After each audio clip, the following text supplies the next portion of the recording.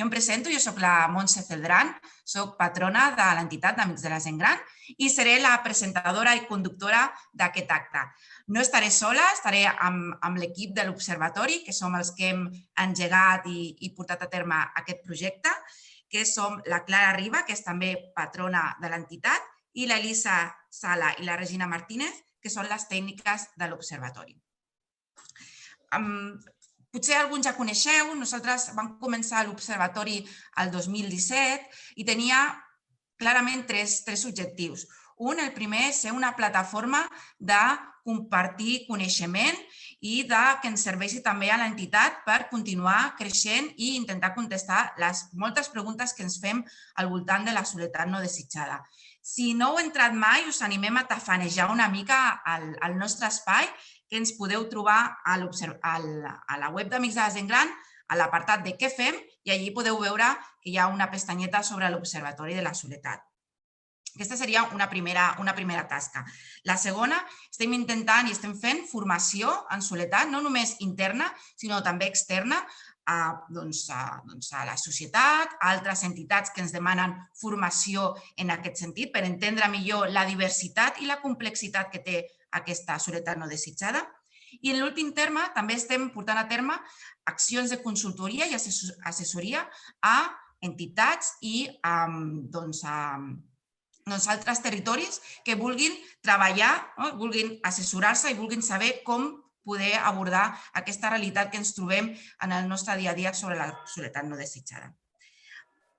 Si passem a la següent, veureu que no només us volem presentar aquest informe sobre l'impacte de la Covid en les persones grans i en el seu sentiment de soledat no desitjada, sinó que hem anat treballant i hem generat forces continguts tant l'any passat com aquest, i us animem també a fer-li un ull. Un és l'informe del perfil de les persones grans que acompanyem en Amics de la Gent Gran. Semblava un moment de reflexió de quin és el perfil més majoritari que estem acompanyant. I allà veieu la imatge d'aquesta dona gran que després la Clara Ribas us explicarà una mica més sobre ella, perquè és un perfil molt femení. I en segon lloc tenim un dossier que és el dossier de la soledat no desitjada durant l'envelliment, i li intentem donar aquesta reflexió sobre el fenomen social, com implica a la societat, a les comunitats, i com construïm els nostres territoris, com construïm els nostres barris, té un impacte molt important en com ens sentim d'acompanyats o no al llarg de tot el cicle vital. Molt bé, doncs, feta aquesta introducció de tot el que podeu llegir i tot el que podeu estudiar sobre el que generem a l'Observatori, ara us presentaré l'escaleta, una mica l'índex que portarem a terme en aquesta presentació. En primer lloc, us farem 5 cèntims de com es va gestar l'estudi, sense entrar en grans dades metodològiques, que això no tocaria en el dia d'avui, però us volem fer 5 cèntims de com vam gestar aquesta presentació. Després tindrem la presentació pròpia dels resultats. Òbviament no podem tractar tot i també ens agradaria que després us mireu l'informe. Per tant, us destacarem allò més rellevant de la recerca. Ens semblava molt important poder sentir la veu d'una persona gran i, per tant, en tercer lloc, hem convidat a l'Amèlia, que l'Amèlia és una de les persones grans que acompanyem a l'entitat, i li volem fer algunes preguntes com ara, com estem ara? Què ha passat després del confinament? Com ens sentim ara? Què estem fent ara acompanyant aquestes persones grans? Després tindrem un temps de debat. Per fer aquest temps de debat, que jo moderaré, m'agradaria que al llarg de la sessió, és a dir, que ja podeu començar ara, em feu arribar les vostres preguntes, les vostres reflexions a través del xat. I si us podeu presentar mínimament perquè pugui dir, doncs, és aquesta persona la que llença aquesta pregunta, doncs estaria ideal. I per últim faré la cloenda. Doncs res, també us estareu preguntant, abans que doni paraula a la Clara, us estareu preguntant quan podrem veure l'informe. Doncs l'informe us arribarà en l'email amb el qual us vau inscriure aquesta jornada i us arribarà l'enllaç per poder-lo descarregar de forma gratuïta. Per tant, tindreu temps al llarg del dia d'avui d'anar consultant els principals resultats d'aquesta recerca. I res, sense més dilació, us deixo amb la Clara Riba, que us explicarà el per què i per a què i com hem fet aquest estudi. Moltes gràcies.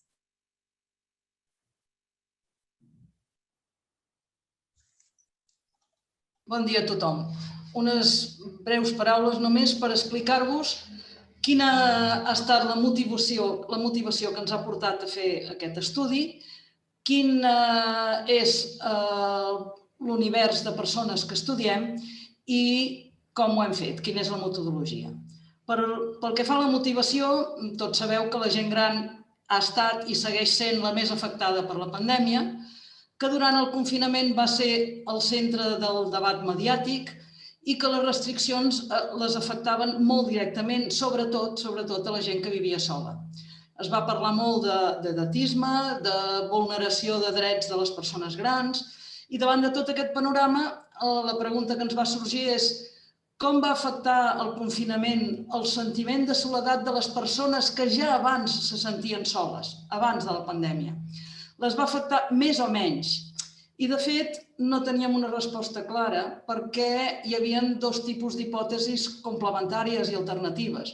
Una és que la persona que ja se sentia sola, al limitar-li la seva mobilitat, l'accés a contactes socials, etc., encara se sentiria més sola. I l'altra hipòtesi era la contrària, és a dir, com que ja estava tan acostumada a estar sola, tenia desenvolupat una sèrie de mecanismes per fer front a aquesta situació, la pandèmia l'afecta poc i, per tant, està en millors condicions que una altra per fer-hi front. Per altra banda, des d'Amics de la Gent Gran, també ens interessava veure què passava, perquè nosaltres vam haver de modificar substancialment el nostre model d'intervenció social. Sabeu que nosaltres fèiem algunes activitats especials, per exemple, el dia de Sant Jordi, el dia de la festa de Sant Joan, que vam haver de suprimir. També es va haver de suprimir totalment les visites presencials i vam desenvolupar un nou programa que era Trucades contra el silenci. Un grup de voluntaris formats, assessorats, es van dedicar a fer centenars, milers de trucades durant aquest període a les persones grans. Per tant, també ens interessava molt saber les persones grans que hem atès des d'Amic de la Gent Gran... ¿No te han hecho ningún pagamento más? Si nomás han hecho uno.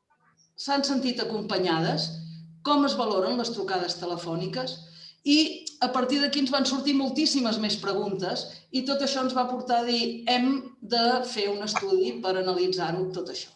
I vam decidir fer l'estudi. Aquest estudi el vam centrar en les persones grans que atenem des d'Amics de la Gent Gran en domicilis, perquè és evident que la situació en les residències en aquell moment ens va fer descartar incloure també gent que vivia en residències.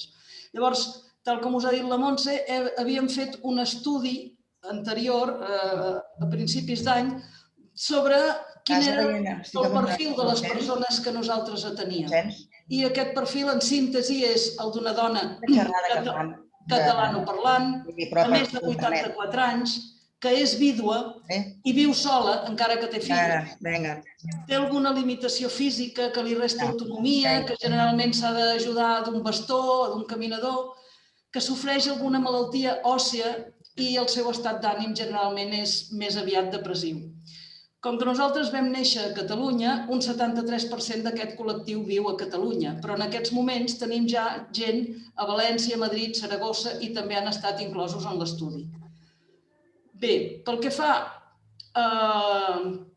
a la metodologia que emprem, és un estudi per enquesta.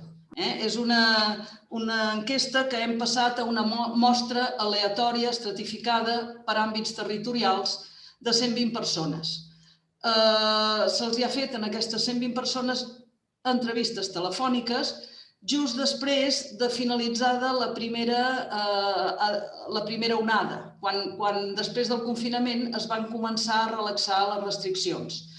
I qui va fer aquestes entrevistes van ser estudiants de la Universitat de Barcelona que cursaven el quart curs del grau de Psicologia o el màster en Psicogerontologia, coordinats tots ells per la Montserrat Celdran, que m'ha precedit en l'ús de la paraula.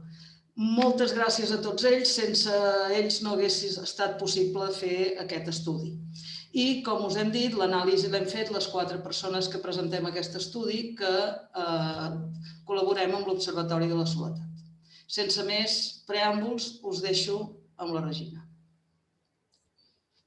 Moltes gràcies, Clara. Doncs ara, per part meva, començaré a presentar alguns dels resultats que hem considerat més rellevants per avui. En primer lloc, sobre el sentiment de soledat durant el confinament, que la Clara ja avançava algunes coses. Per nosaltres, en el moment que sabíem que tindríem un confinament domiciliari, per molts es va sorgir una pregunta que més que del cap ens sortia del cor, i és què passaria amb aquelles persones que ja se sentien soles abans del confinament, moltes de les quals també estaven en situacions de molta soledat. Per tant, hi havia moltes maneres d'aproximar-se al sentiment de soledat, però per nosaltres va ser clau veure si s'havien experimentat canvis en el mateix. En aquest sentit, en veure si el seu sentiment de soledat havia variat, van trobar 4 tipus de respostes i 2 tendències majoritàries. D'una banda, gairebé un 50% afirma que el seu sentiment de soledat no ha canviat. Això que en principi podria dir, bueno, no s'han sentit més soles, no és gaire negatiu, ens portaria a fer-nos les preguntes que ja avançava la Clara. Podria ser, i això si pensem en persones grans que acompanyem, que ens ho han dit textualment, que les seves condicions prèvies al confinament, la seva vida quotidiana, fossin molt similars a les restriccions, és a dir, hi ha persones que porten molt temps sense poder sortir de casa, amb uns contactes socials molt limitats. O podria ser també que aquestes persones tinguessin més recursos per afrontar la soledat, és a dir, ja vivien en situacions de soledat abans del confinament i llavors totes aquestes coses que per molts ens han semblat estranyes, elles les tenien incorporades en el seu dia a dia. Això també ho hem vist amb altres estudis com, més per franja d'edat, com les persones grans han viscut amb més benestar psicològic tota aquesta situació. Per tant, tot i que sigui no ha crescut el seu sentiment de soledat, potser no és una resposta tan alentadora. En segon cas, un 41% ens diu que la seva soledat ha augmentat. Això us ho explicaré una miqueta més a continuació, per aprofundir en com ho expliquen. Però abans, aquestes 2 respostes minoritàries, que són minoritàries però jo crec que són rellevants.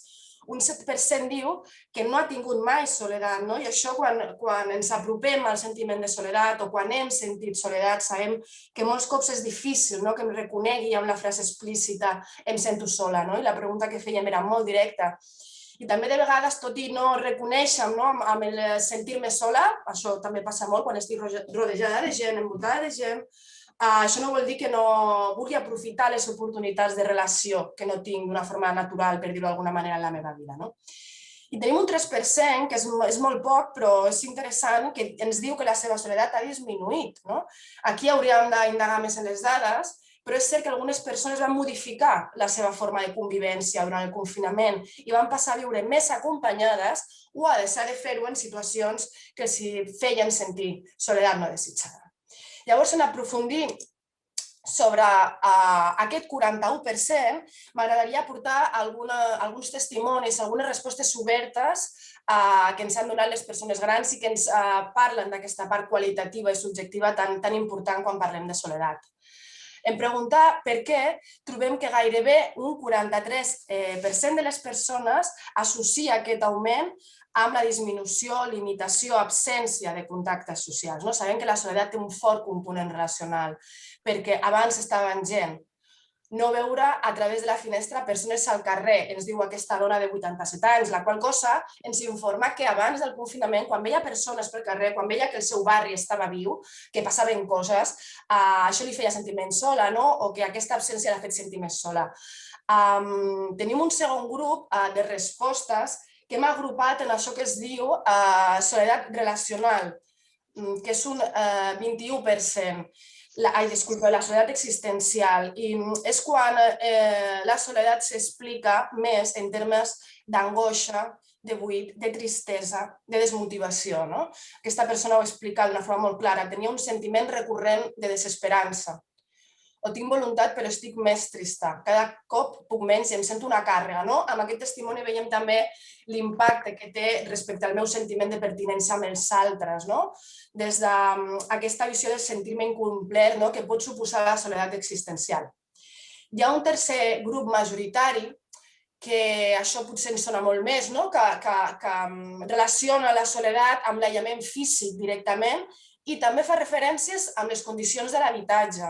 Això ho hem vist en el nostre estudi, s'han vist en molts altres. Aquelles persones que van passar el confinament amb un pis petit, sense balcó, sense jardí, ho van passar amb pitjor benestar psicològic. I llavors en aquestes explicacions trobem més referències als aspectes físics del confinament, perquè he estat tancada sola o m'ha fet sentir més sola la pluja i viure en un pis petit. Llavors veiem aquestes referències més concretes a l'espai físic.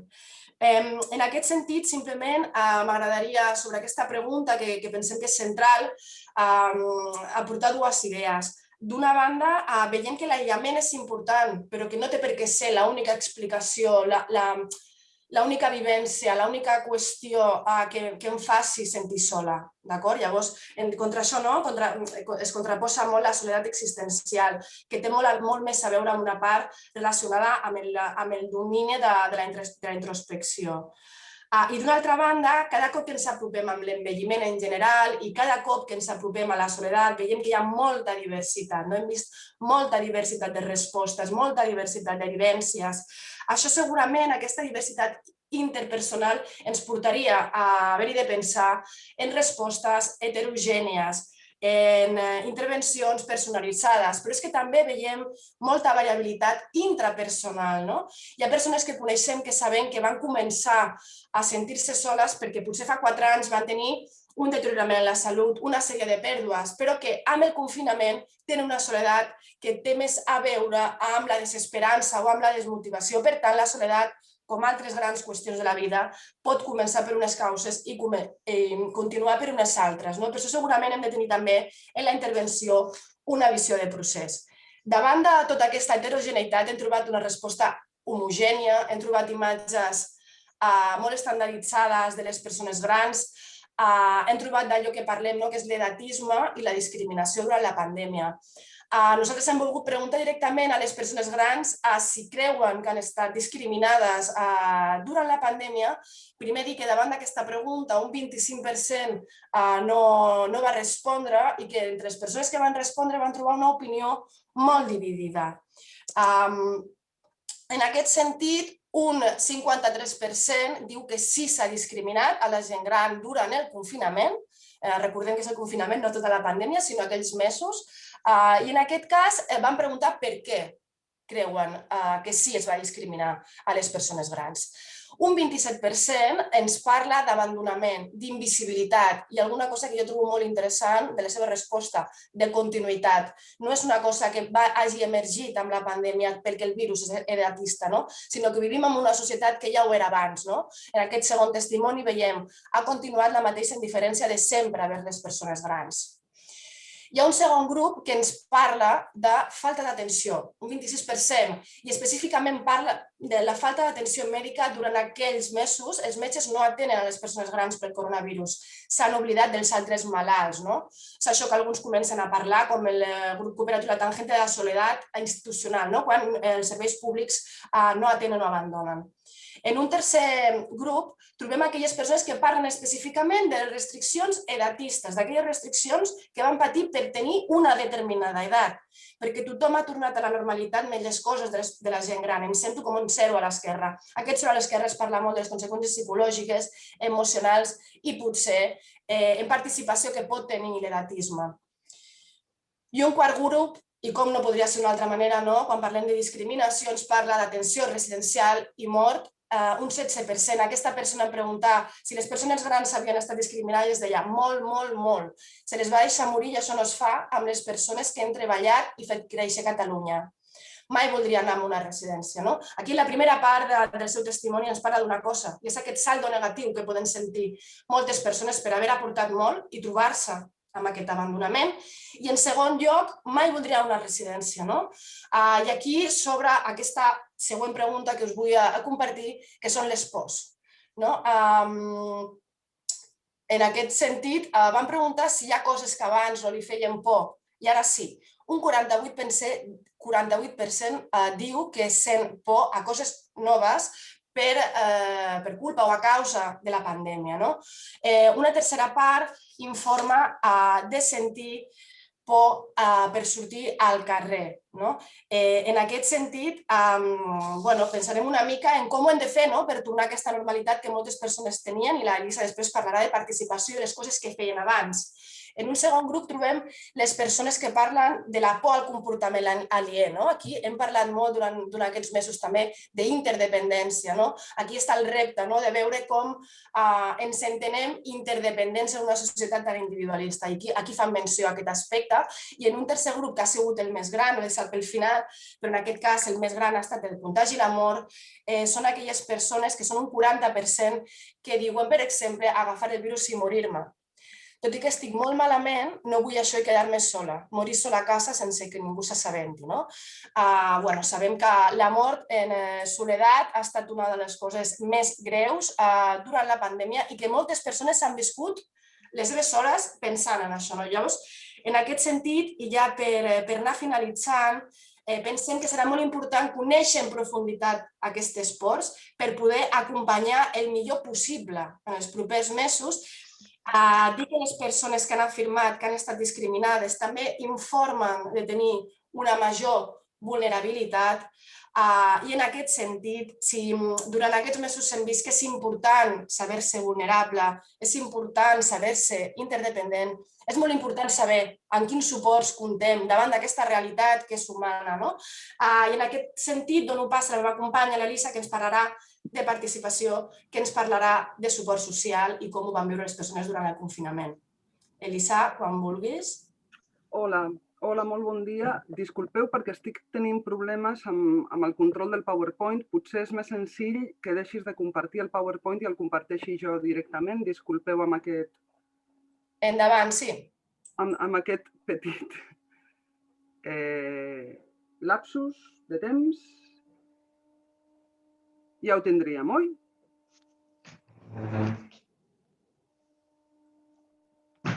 Compartim? Veieu la pantalla? Es veu o no es veu? Un ok? La fas gran? Ja és perfecte, gràcies. Sí que es veu, sí. Gràcies. Bé, molt bé. Pel que fa a la participació social de les persones grans, dir-vos que hem volgut analitzar la participació i el suport social de les persones grans, el que han rebut durant la pandèmia, bàsicament perquè hi ha 3 conceptes que molts autors diuen que són essencials per poder entendre com es relacionen les persones grans. I aquests 3 conceptes farien referència, en primer lloc, a la xarxa social, que seria l'element més estructural, i en segon i tercer lloc tindríem la participació social entesa com la quantitat d'activitats que nosaltres realitzem i la qualitat de la mateixa, i el suport social entès com aquell procés de transacció i reciprocitat a través del qual nosaltres donem i rebem alguna cosa a canvi. No hem tingut temps i no hem pogut entrar a analitzar la xarxa social de les persones grans, però sempre hem cregut molt interessant analitzar i conèixer els altres 2 conceptes. Llavors, si entrem una miqueta a la participació social de les persones grans que han participat en l'enquesta, les dades el que ens diuen és que aquelles persones que han participat, tot i tenir un sentiment de soledat no desitjada, eren persones força participatives abans de la pandèmia. Eren persones que, com podeu veure en les dades, en un 72% participaven en el seu barri anant al mercat, anant al comerç de proximitat i sortint al carrer. En un 60% realitzaven activitats d'oci informal. Què vol dir això? Que sortien a passejar amb amics o amb amigues, que anaven a fer un cafetó, que sortien al parc. I en un 41% realitzaven activitats de tipus formals, és a dir, totes aquelles que tenen lloc en espais adreçats a tal efecte, com pot ser el gimnàs, el casal de barri, el centre cívic, la parròquia. Tota aquesta informació que ens diu que tenim que sortir d'una imatge que associem a la soledat no desitjada, però que jo crec que té més relació amb l'aïllament social. És a dir, les persones grans, tot i participar, tot i tenir relacions, es poden sentir soles. I això és una cosa que ens passa a totes les persones. Per tant, realment hem de començar a tenir clars els conceptes i diferenciar molt bé el que és l'aïllament social i les imatges que associem a l'aïllament social i el que és la soledat no desitjada, que té a veure amb una percepció subjectiva.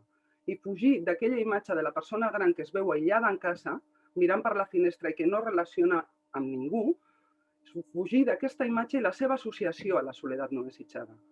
Sí? No sé si m'he explicat bé, però el que vull ressaltar de tot això és que les persones ens podem sentir molt soles, tot i tenir relacions socials i participar molt activament de les nostres comunitats. Vistos aquests resultats, no és d'estranyar que el 52% de les persones enquestades ens hagi expressat haver tingut que canviar les seves rutines en el seu dia a dia. Han hagut de deixar de fer allò que feien habitualment, no? I, de fet, ens estranya menys encara que 2/3 d'aquestes persones ens diguin que han trobat alguna cosa a faltar, alguna cosa de la seva vida diària durant la pandèmia. Com ben sabeu, el sentiment de soledat no desitjada està molt relacionat amb les pèrdues i amb la gestió que nosaltres fem d'aquestes pèrdues. Sí? I hem vist també com aquestes pèrdues han tingut un impacte directe en el sentiment de soledat no desitjada. De fet, el 50% de les persones que ens ha dit que el seu sentiment de soledat no desitjada ha augmentat durant la pandèmia ha trobat alguna cosa a faltar. I de la mateixa manera, entre els que ens diuen que no han trobat res a faltar, el 64% ens diu que el seu sentiment de soledat ha seguit igual. Per tant, podem veure com perdre aquestes rutines i aquestes activitats de la nostra vida diària pot tenir un impacte directe en el nostre sentiment de soledat no desitjada. En aprofundir una miqueta en aquest sentiment d'enyorança, és interessant veure també com gairebé la meitat de les persones el que ens diu que ha trobat més a faltar és justament allò que feia, sortir al barri i realitzar activitats en el barri i en la seva comunitat. Tenim un parell de testimonis que ens ho il·lustren molt clarament. Tenia una vida molt maca, feia moltes coses, anava a la piscina, sortia a caminar, però el confinament m'ho ha prohibit fer-ho tot. Poder sortir i tenir la llibertat per poder fer les coses del dia a dia. Un altre gruix interessant també o important associa aquest trobar a faltar alguna cosa o aquest sentiment d'enyorança a no tenir el contacte físic. I és interessant veure també com en un 18% han trobat a faltar aquell contacte físic amb els amics, amb la xarxa personal, amb la xarxa comunitària i de veïns, i en un 13,5% han trobat a faltar aquell contacte físic amb les famílies. Què ens vol dir això? Que tot i que tinguem persones al voltant, tot i que ens relacionem i puguem veure les persones que estimem, no sentir-les, no tocar-les, no poder abraçar-les, també té un impacte directe en el nostre sentiment de soledat no desitjada. No poder veure els fills i els nets, només podia veure'ls de lluny, no poder donar la mà, un petó. Tot això m'ha costat molt. Per tant, també ho ha explicat molt bé la Regina, el contacte físic és necessari i la manca del contacte físic també pot tenir un impacte en el nostre sentiment de soledat no desitjada. Si anem al suport social, a l'ajuda rebuda durant la pandèmia, ens interessava veure si les persones grans havien percebut que havia augmentat o no. I podem veure com el 60% ens ha dit que no hi ha hagut canvi, que en la seva majoria ha seguit igual. El 24% sí que ens diu que ha augmentat i un 11% ens manifesta que ha disminuït. Hem volgut fer un anàlisi i veure a quins elements associaven aquelles persones que ens diuen que el suport rebut ha augmentat. Si fem una classificació del suport que es pot rebre, podem fer una classificació en dos tipus de suport. El suport formal, que seria el provinent de les xarxes formals de suport, el provinent de la xarxa de salut o serveis socials, i el suport informal o el suport provinent de les xarxes més primàries, que vindria a ser aquell suport que nosaltres rebem per part de la família i de la nostra xarxa social. En aquest sentit, podem veure com la majoria de les persones ha associat aquest augment en l'ajuda rebuda al suport formal. Ha sigut un 72,2% del total del gruix de les persones a les quals els hem preguntat que ens ha dit això. Però també és interessant veure com en un 61% les persones que diuen que han percebut un augment en l'ajuda rebuda l'associen amb un major contacte amb la xarxa comunitària.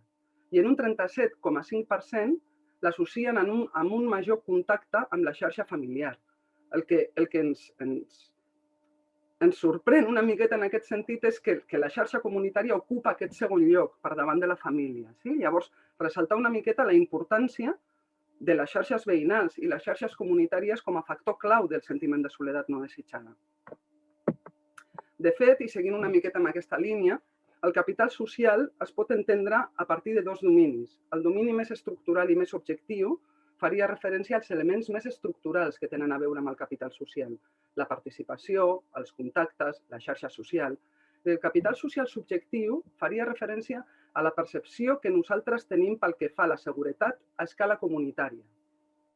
Què vol dir amb això? I també hi ha un seguit d'hipòtesis relacionades amb aquest fet que ens diuen que en la mesura que els indicadors de seguretat pugen, l'índex de soledat baixa. Dit d'una altra manera, una persona gran i qualsevol persona, de fet, se sentirà menys sola si viu en una comunitat en una escala en la qual sent que pot comptar amb els altres que si viu en una escala, en una comunitat en la qual té por a obrir la porta perquè té por que li facin mal.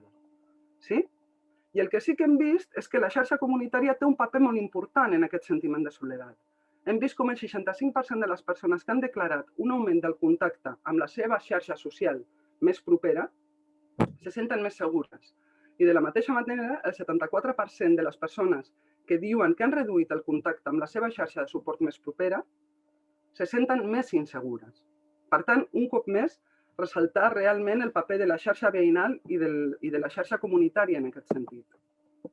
Com ben sabeu, també durant la pandèmia, Amics de la Gent Gran hem hagut d'adaptar tota la nostra acció social i de passar de realitzar un acompanyament físic, presencial i activitats de socialització i activitats en la comunitat, hem hagut de passar a fer un acompanyament telefònic i un acompanyament virtual. Ha sigut tot un repte en aquest sentit i hem volgut veure també com han viscut aquest canvi les persones grans que acompanyem. El que sí podem veure és que el 80% de les persones enquestades s'han sentit acompanyades per Amics de la Gent Gran i un 78% d'aquestes persones valora molt satisfactòriament les trucades rebudes. És interessant veure també, i hem fet un anàlisi, el qual en detall el podreu veure en l'informe, com el 74% de les persones grans han utilitzat només el telèfon i, de fet, un 92% d'aquestes persones ens ha dit que ha utilitzat exactament les mateixes eines que utilitzava abans de la pandèmia. Per tant, tot aquest procés d'alfabetització digital que en molts entorns s'ha dit que s'ha donat entre les persones grans, en el nostre cas no ha estat així. És el telèfon la principal eina de comunicació que han utilitzat les persones grans. Les persones que s'han sentit acompanyades ens han dit en un 44% que han tingut un sentiment general de suport, que des d'Amics de la Gent Gran se'ls ha proporcionat aquest suport. M'han fet un seguiment i m'he sentit molt acompanyada. M'han ajudat molt a no sentir-me tan sola. I un 27% ha destacat el paper clau del voluntariat. Realment, sense la participació del voluntariat no arribaríem a fer tot el que fem. I ha sigut bonic també com han ressaltat aquell vincle de confiança, aquell vincle d'amor que hi ha entre les persones voluntàries i les persones grans com efecte protector també davant d'aquest sentiment de soledat no desitjada. La voluntària m'ha fet sentir molt còmoda i m'ha donat molta companyia. Hem connectat molt amb la Maria José i hem xerrat de moltes coses. Hem fet algunes preguntes a les persones grans directament per saber quines eren les seves necessitats i les seves expectatives. Estan totes a l'informe i les podreu consultar, però aquí hem volgut mostrar-vos aquesta perquè ens ha semblat interessant. Davant de la pregunta què necessitaries en cas de tornar a viure una crisi com l'actual, ha sigut interessant veure com hi ha tota una diversitat de respostes, però destaquen fonamentalment dos grups majoritaris. Un terç de la població enquestada ens ha dit que el que voldria seria més companyia. Més companyia per part de familiars, amics o voluntariat. I un 20% de la població el que ens ha dit és que no necessitaria res més perquè ja s'ha sentit prou acompanyada durant el primer confinament. I en aquest sentit ens semblava interessant també donar valor a les respostes que ens han donat les persones grans, perquè han ressaltat la companyia no només de la família, sinó també de la xarxa veïnal. Com podeu veure en aquests testimonis, aquelles persones que diuen que no necessitarien res, ens han dit coses com res, m'he sentit molt acollida pels meus veïns. El mateix que he tingut durant aquesta crisi, xarxa de suport familiar i social. Està com estic ara, amb el suport de la família i els veïns. A partir d'aquí, algunes idees claus per acabar amb la presentació i donar pas al testimoni de la persona gran i la persona voluntària. Sobre el sentiment de soledat no desitjada, jo crec que és important que trenquem amb l'estigma i que comencem realment a diferenciar els conceptes d'aïllament social i de soledat no desitjada i que comencem a pensar i a creure realment que la soledat no desitjada no té per què estar associada directament amb l'aïllament i que hi ha persones que participen molt activament de les seves comunitats i que, tot i així, se senten soles. Llavors, diferenciar tota aquesta qüestió i fugir d'aquesta imatge tan estigmatitzant pel que fa al sentiment de soledat no desitjada. I després no m'extendré gaire perquè la Regina ho ha explicat molt bé, però la importància d'atendre la diversitat. La soledat no desitjada és un sentiment complex, plural i divers. I des de l'atenció hem de contemplar totes aquestes causes i tots aquests processos que ens han expressat i que probablement es poden estendre molt més i pot haver-hi molt més. Llavors, la importància d'abordar aquesta diversitat en l'atenció. Sobre la discriminació i l'edatisme, ens ha quedat molt clar també l'impacte que pot tenir la discriminació i l'edatisme en la sensació de vulnerabilitat. I sabem que la vulnerabilitat està directament associada amb el sentiment de soledat no desitjada. Llavors, tenir aquest element en compte és molt important. Però també s'han sorgit unes altres preguntes pel que fa com veurem la resta de la població el nostre procés d'envelliment, després de tot el que ha passat, no? Després de tot aquest edadisme creixent en el qual ens hem mogut durant la pandèmia i que nosaltres pensem que continua. Realment, les persones que estem en el sector creiem que hem de picar molta pedra per tirar enrere un altre cop i tornar al punt en el qual estàvem abans de la pandèmia. Sobre la por, hem vist també la importància de la por pel que fa al sentiment de soledat no desitjada i que hem vist que és un sentiment i una emoció molt personal en aquest sentit, no? I la importància de poder acompanyar també en la gestió d'aquesta por i en la vivència d'aquesta por. Sobre les pèrdues i el seu impacte en el sentiment de soledat no desitjada, hem vist com la pèrdua de les rutines té un impacte directe en la soledat no desitjada.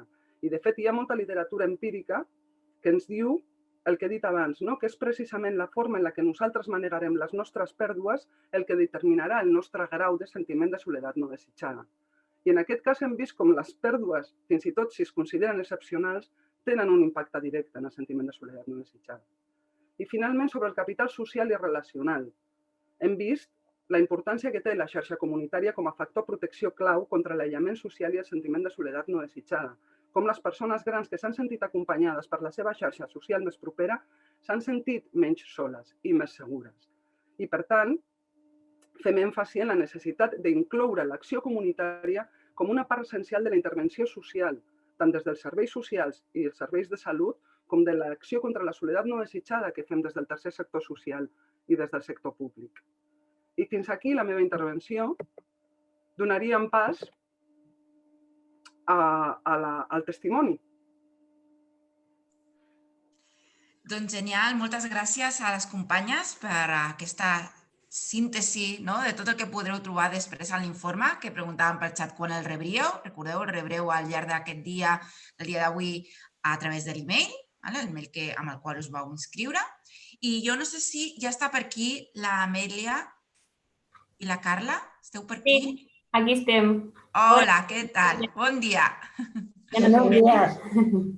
No sé, potser sí que podem deixar, no sé com quedaria millor perquè es veiés a l'Amèlia millor si traiem la presentació, la deixem perquè clar, ara se veu molt petita. Doncs, Amèlia, primer, clar, potser ara també la perdem, no? No sé si aquí l'equip tècnic de comunicació em poden donar un cop de mà perquè la puguem veure en primer pla i el protagonisme se li doni a ella. Sí, això quan parli, se les veurà elles, d'acord? Pues Amèlia, me vas a tener que hablar, si no me verán a mí todo el rato y no es el que tocaria.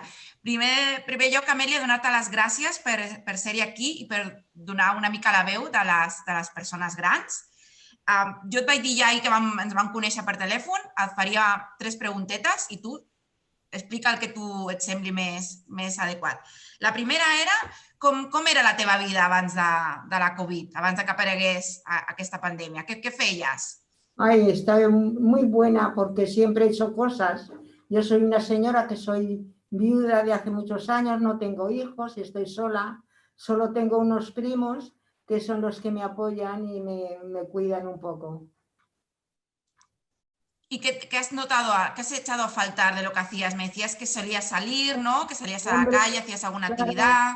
Salir a la calle, salir a hacer cosas, iba a la parroquia, hacíamos el rosario, después repartíamos ropa y todo esto, y luego pues íbamos a comer con mi amiga, luego íbamos con el incenso siempre cada año 10 días y nos lo pasábamos bien. A la casa de Aragón, que nos hacían fiestas. Genial, Amelia. ¿Y crees que te has sentido, ahora parezco entre el chat, yo estoy haciendo unos roles más diversos hoy, tengo que la presentadora. Amelia, ¿te has sentido más sola durante el confinamiento? ¿Te sentías más sola? ¿Cómo hacías para no sentirte tan sola? Pues estaba sola porque entonces cuando no dejaban entrar a nadie, había una amiga que venía, le echaba la llave me traía la compra, me la dejaba aquí al lado del piso y se marchaba. Pero lo he pasado muy mal. ¿Mal? ¿En qué sentido, Amelia? ¿Puedes ponerme algún ejemplo? Como tenía amigas que venían a verme, yo a ellas, y todo esto, pues como esto no se podía hacer, pues me encontraba muy sola.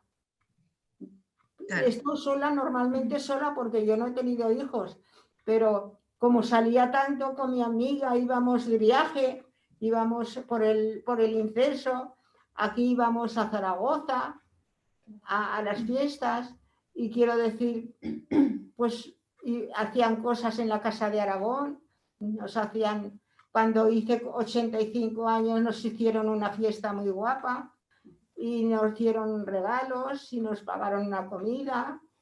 Y quiero decir que yo lo he vivido bien sola antes, pero ahora con esto de cortarse todo redondo, al no tener casi familia, ni hijos, ni nada, pues me he encontrado primeramente muy sola, Pero mira, Amelia, estás ganando protagonismo porque en el chat te están preguntando, Amelia, ¿qué más? Porque parece ser que a lo mejor alguien te está conociendo por el chat y estamos haciendo aquí un encuentro. A ver si lo digo bien, Albalal, ¿lo he dicho bien correcto? Albalat, terminado en T. T, ¿verdad? Vale, aquí, Albalat. Pues ya está, ya te tienen localizada. A lo mejor hemos hecho aquí un encuentro de alguien que te conocía de algún otro encuentro. Genial. Y te quería preguntar también, Amelia, ¿cómo crees que te han tratado? ¿Te han tratado bien durante este tiempo? ¿Crees que te han tratado de forma distinta? Me hablabas ayer sobre el médico, ¿no? Que no lo habías podido ver durante todo este tiempo, que estabas un poco enfadada por eso, ¿verdad? Pregunté y me dijeron que no, si quería que llamara, que ya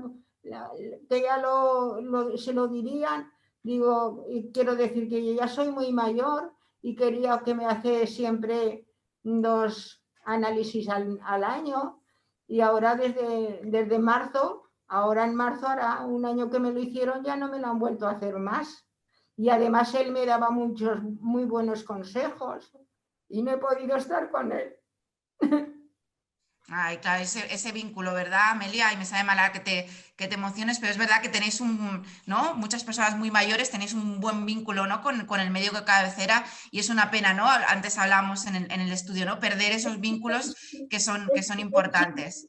Él siempre me aconsejaba que mientras pudiera que no dejara la casa, porque en cuanto dejas la casa, a las residencias, por bien que estés, que no digo, es que yo nunca he querido ir a la residencia, porque yo para eso pues digo que venga una mujer, tengo una mujer para la limpieza desde hace años, y me lo hace muy bien, pero que quiero decir que si yo con un poco de compañía que vengan algún día, pues ya, pero antes como venían amigas a verme, yo a casa de ellas y hacíamos meriendas y todo eso era distinto.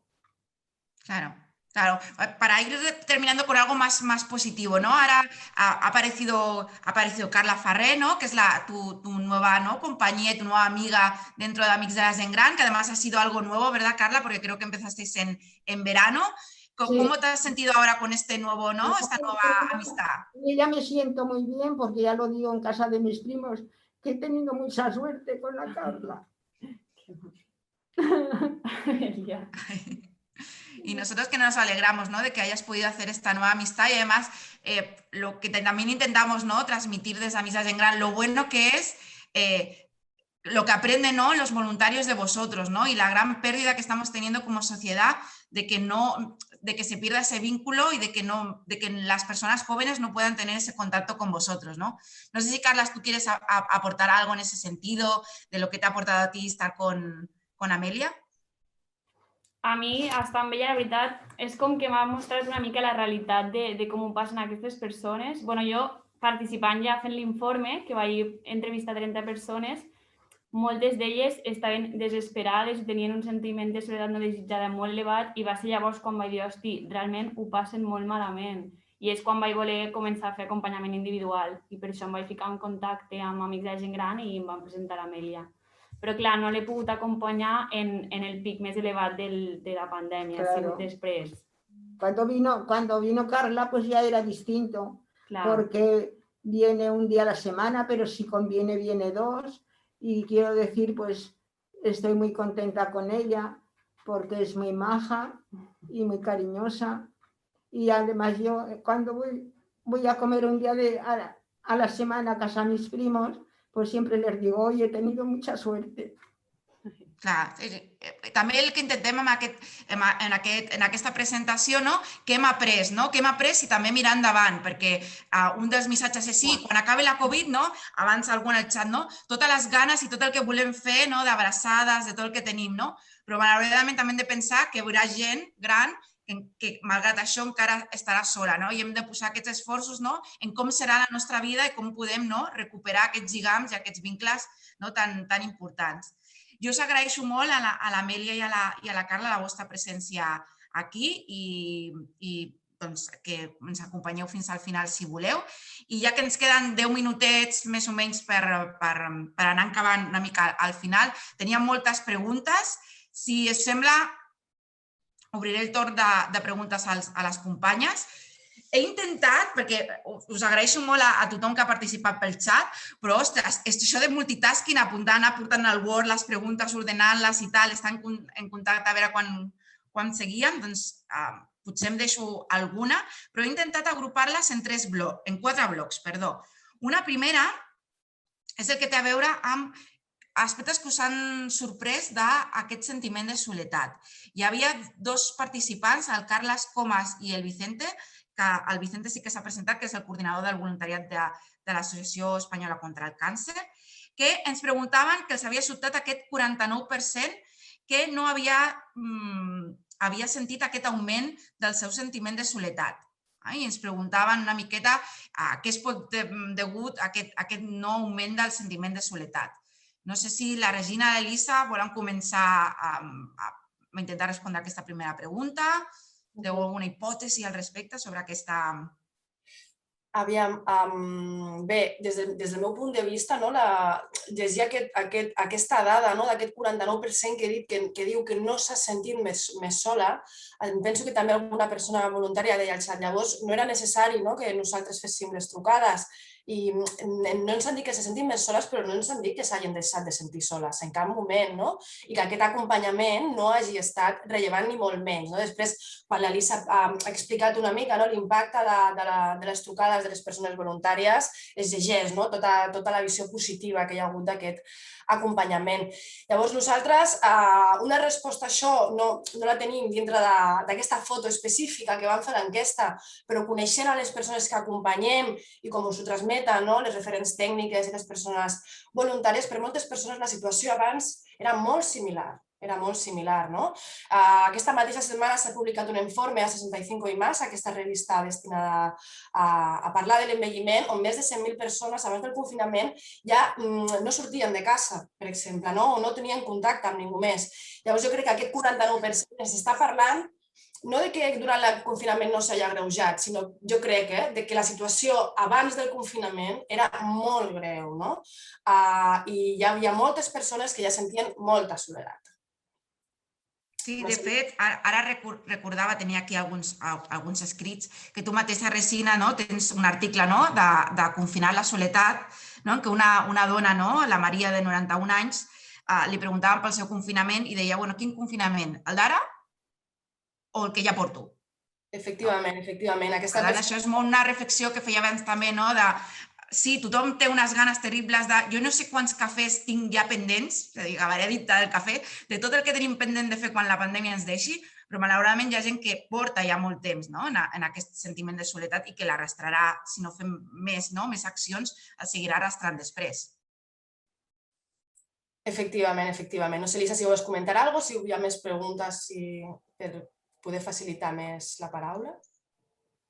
Sí, en tenim. A veure, aquesta era la primera, que era tot el tema del sentiment de soledat i a molts coincidien en aquest percentatge. L'altre bloc que els ha agrupat té a veure amb la importància de l'entorn. Hem parlat de la comunitat, que important pot ser la comunitat, i hem tingut com tres preguntes en aquest sentit. Una, l'Àngeles Santos li sorprèn que només un 13% hagi trobat a faltar als seus familiars. Quina explicació podíem donar d'aquesta dada? Jo tampoc tenim els porquès en aquestes preguntes. No sé si algun altre voldria afegir alguna altra qüestió.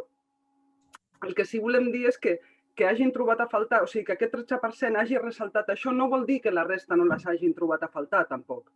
Sí? Només és que aquest 13% ha ressaltat això. I el que a nosaltres sí que ens ha semblat sorprenent és tot el percentatge que ha ressaltat justament la part comunitària, no? I el trobar a faltar el contacte amb els amics. Sempre esperem que el primer que es trobi a faltar sigui la família. I en aquest cas ha sortit que no ha sigut així. Simplement és això, però no vol dir que no hagi trobat a faltar la resta també a la família. Disculpeu, he deixat de compartir, no? Sí, no t'estem veient perfectament, Elisa? T'hem vist. Ara estàs compartint. Sí. Vale, que vols compartir alguna cosa o... No. Vale, era per això. Disculpa, no sé si la resta voleu afegir alguna qüestió respecte a això que he comentat.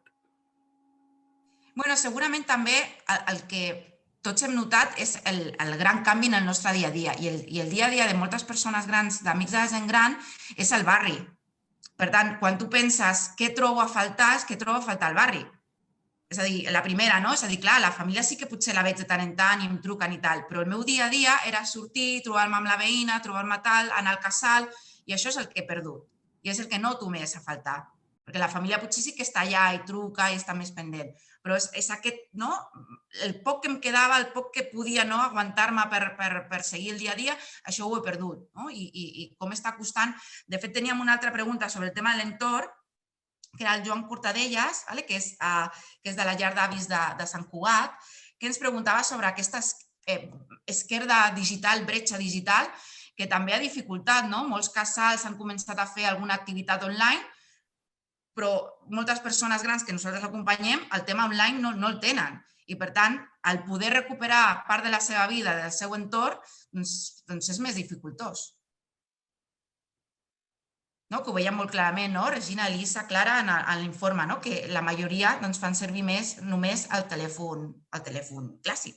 Sí, ha estat bastant clara la resposta en aquest sentit. O sigui, a nosaltres, quan els hem preguntat si han començat a utilitzar altres eines de comunicació que abans no utilitzaven, ens han dit que no ha estat així, que al contrari, el 92% ens ha dit que estava utilitzant exactament les mateixes eines que abans i en una majoria ha sigut només el telèfon. En aquest telèfon podem afegir també l'ús del WhatsApp, alguns missatges i algunes videotrucades per WhatsApp, però ja està, no hi ha res més. Per tant, potser amb les generacions que venen aquesta bretxa digital no serà tan gran, però amb les generacions amb les quals treballem nosaltres avui en dia sí que existeix, és gran i tinguem en compte també que les noves tecnologies han sigut l'única via de relacionar-se amb l'exterior en molts contextos. També el residencial, que només els deixaven fer una trucada de tant en quant i a vegades ni això, no? Llavors, és molt important. Montse, no sé si puc afegir una cosa molt breu. Sí, clar, tira. Sí, sobre el que comentava l'Elisa, que per molts de nosaltres, sí, des del minut zero la gent va començar a fer ioga per internet, les cases per tot, no? Llavors vam suplir una mica el pla real amb el pla virtual, però per a aquestes persones, com comentava l'Elisa, aquesta alfabetització, quan no tenien a ningú que pogués entrar a casa, no es va poder fer, no? Altres programes sí que s'han esforçat en fer-ho, però per a aquestes persones que nosaltres acompanyàvem, el telèfon ha continuat sent molt clau. Jo voldria ressaltar una iniciativa que va sorgir del propi voluntariat d'Amics de la Gent Gran. Des de l'inici de la pandèmia sabíem que la televisió és el gran acompanyant en moltes cases, per trencar el silenci. I sabem la sobreinformació que es va produir pel coronavirus i els efectes negatius aquests que podrien tenir. Llavors, un grup de persones voluntàries d'Amics de la Gent Gran van realitzar un dossier que va ser una graella recomanant altres programacions diferents, una pel·lícula per poder comentar a la següent trucada i oxigenar una mica aquesta sobreinformació sobre la pandèmia que no va tenir un bon impacte psicològic, com hem vist després. Voldria ressaltar-ho perquè moltes vegades és des de la base, des de la iniciativa de les persones voluntàries, que emergeixen respostes creatives quan els recursos són molt limitats. Genial, perfecte, molt bé. Ens van fent més preguntes, jo que ja les tenia més endreçades, està genial, però no puc estar a les dos llocs. Ara veia una pregunta que ens feia la Vanessa Puig de l'Agència de Salut Pública de Barcelona, que si havíem notat aquest impacte del tancament dels centres de dia. Clar, penseu que nosaltres vam fer l'estudi en un moment concret de la pandèmia. Vam preguntar sobre les coses que feien abans, però no vam... Era complicat al fer-ho telefònicament tenir tot el que feien abans perquè se'ns hagués allargat molt l'entrevista. Per tant, no tenim tota la informació de si totes les persones feien servir aquest servei dels centres de dia. Sí que és veritat que després a les respostes, quan els pregunten què troben a faltar, moltes vegades sortia aquests centres que poden anar i que poden fer servir. També és veritat que el perfil que tenim no té és a dir, per seguir una entrevista que en principi estava pensada per 10 minuts, però la Carla que està aquí, tenim també la Imma i altres companyes que van fer l'entrevista, tenen molt clar que no eren 10 minuts i que moltes anava a 1 hora. Clar, cognitivament, les persones que fan servei i centres de dia no podrien haver contestat aquesta enquesta. Segueixo. Tenim un parell més de preguntes, que si ens allarguem no passa res, perquè tenim fins 2:15 que comencem l'altra sessió en castellà. Així que si algú s'ha quedat amb més ganes de fer preguntes, ens pot acompanyar a l'altra presentació. El Josep Maria Mesquida, de la Fundació Enllaç, ens feia una pregunta sobre la diversitat de persones a les que havíem entrevistat i si teníem alguna dada sobre aquesta diversitat sexual a la diversitat LGTBI.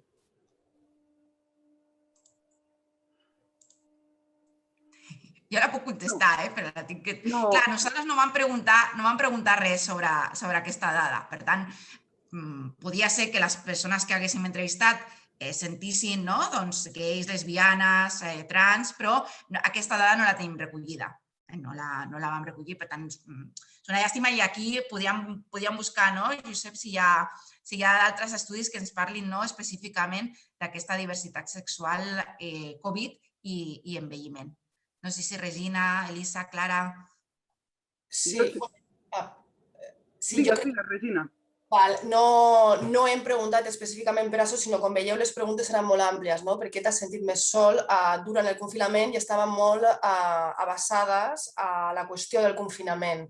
Llavors no hem recollit cap resposta que faci al·lusió a aquest aspecte ni vam preguntar específicament sobre això. Sí que en l'informe del perfil, que és un del que s'ha esmentat abans, que parla Montse, que hem realitzat fa poc, és una de les coses que nosaltres veiem, com ampliar la diversitat dels perfils també de les persones que s'acompanyen, que és una de les coses que reflexionàvem en l'anterior estudi més a nivell intern. Però no tenim respostes en aquest sentit. No sé, Elisa, si vols afegir alguna cosa més.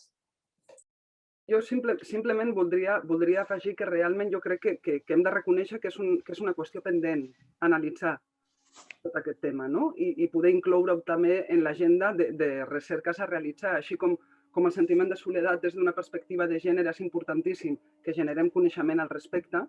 El sentiment de soledat relacionat també amb les identitats sexuals i les identitats de gènere també crec que és una qüestió sobre la qual és necessari generar coneixement, sobretot per atendre tota la diversitat de la qual parlàvem abans.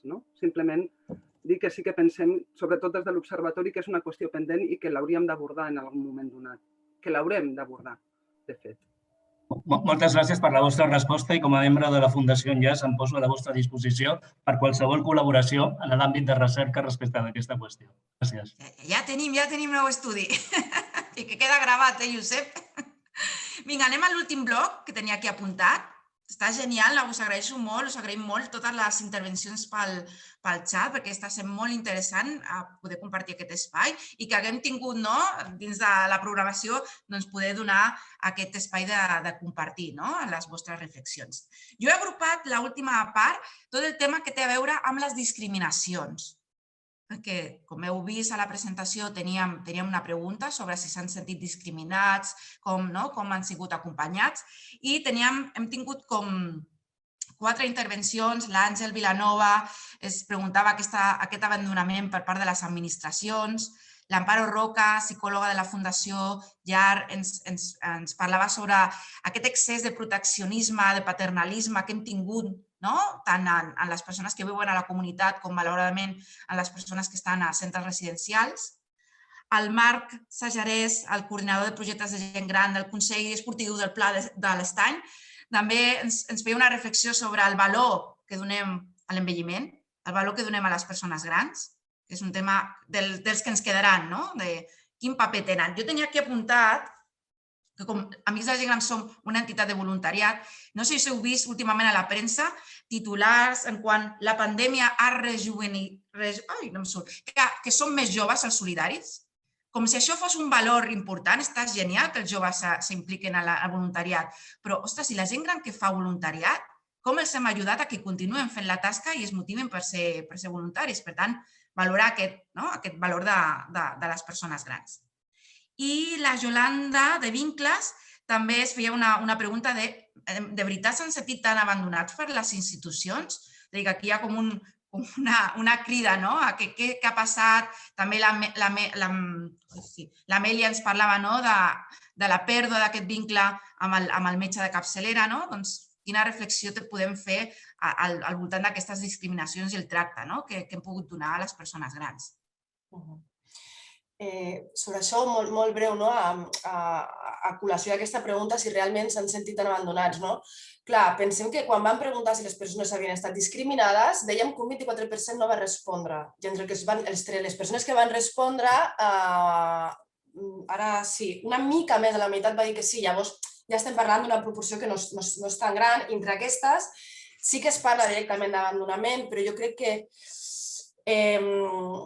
de vegades sí que s'expressava en clau d'abandonament institucional, però de vegades les coses es barregen molt, i l'Amèlia ens ho explicava fenomenal, perquè de vegades que el metge no vingui també significa una persona que és rellevant i que em fa un suport que va molt més enllà del servei, que és un suport emocional, personal i que m'orienta.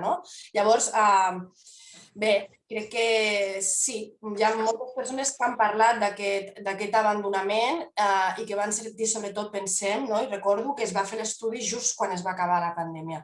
I moltes vegades parlaven també, no en la seva pròpia pell, sinó parlant molt del que s'ha vist als centres residencials, que és una de les grans qüestions que haurem de veure a nosaltres que acompanyem a tantes persones grans que passen de domicili a residència, com ho hem de fer. Més enllà dels replantejaments de models, que això hi ha molts més seients que els hi toca pensar, però a nosaltres, com acompanyem davant d'aquestes noves pors? Perfecte, doncs, si us sembla, com per no passar-nos del temps que havíem dit que duraria la sessió, podem anar fent ja una mica la cluent de l'acte.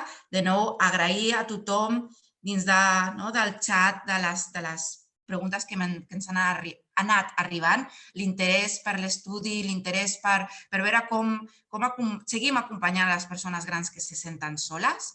Jo voldria, abans d'acabar i que tot comenci, això em passa a les classes, començo a dir que marxem i tothom comença i es marxa. No, espereu, que he de fer la cluenda. Donar un agraïment en primer lloc a tot l'equip, perquè tots els que estem teletreballant saben que és molt difícil i arribar fins aquí, fer l'estudi, coordinar-nos entre l'equip de l'Observatori, l'acció social, comunicació, doncs no ha sigut fàcil. Per tant, un agraïment a tot l'equip d'Amics de la Gent Gran per fer possible aquesta presentació i l'estudi. Donar les gràcies de nou a les estudiants que van participar fent les entrevistes, que elles em consta que van aprendre moltíssim i, de nou, recalco el paper important de tenir contacte amb les persones grans, pels joves que estan pujant i estan aprenent. I també donar les gràcies a la Diputació de Barcelona pel seu suport a l'Observatori i les tasques que portem a terme. I res, per acomiadar, 4 dades. L'Emma Coll de CERT Catalunya em feia una pregunta per acabar de tancar. Què fem ara? Què fem com a entitat? Què ens plantegem per al futur? Quines accions podem fer? Jo crec que hi ha uns missatges que feia també l'Elisa molt clars. Com seguim batallant pel tema de l'edatisme? L'edatisme l'hem vist molt clarament i hem de fer accions per disminuir aquestes discriminacions i les visions que tenim de les persones grans. Com ajudem a recuperar els vincles i a que la persona gran no tingui por a sortir, que es pugui tornar a socialitzar, que pugui sentir-se acompanyada dins dels barris, i per tant com l'acompanyem a treure aquesta por a sortir i a socialitzar-se en el seu entorn. I Per últim, i no sé si alguna de les companyes vol afegir alguna cosa, recalcar de nou això, el valor de les persones grans. Les persones grans tenen un valor, tenen una història i han de ser sentides i per això també ens ha agradat molt tenir la companyia de l'Amèlia durant aquest acte. Res més, de nou, donar-vos les gràcies. L'informe el rebreu durant aquell dia al vostre e-mail en el que us vau apuntar. I ens seguim, teniu tot l'observatori al vostre costat per seguir acompanyant les persones grans i seguir combatint aquesta soledat no desitjada. Moltes gràcies a tothom i molt bon dia.